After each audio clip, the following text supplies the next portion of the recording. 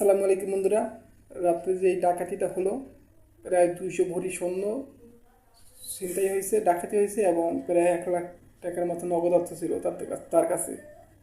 ডাকাতি করছে আবার, ছিনতাই করছে আবার, করছে, তার বুকে গুলিও মারছে। মানে কি একটা কত বড় সাহস! এই স্বাধীন বাংলাদেশে এমনি ছিনতাই রাতের আধারে।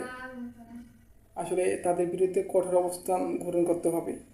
স্বরাষ্ট্র উপদেষ্টা রাত্রেই জনগণের উদ্দেশ্যে ভাষণ দিছে।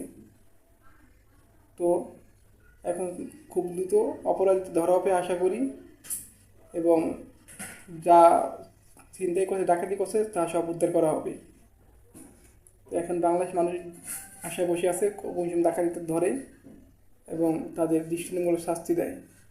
তাদের ফাঁসি দেওয়ানো উচিত। ফাঁসি দিলে হলো শিক্ষা পাইব, ফাঁসি ছাড়া কোনো উপায় নেই। তো বন্ধুরা, আল্লাহ হাফেজ।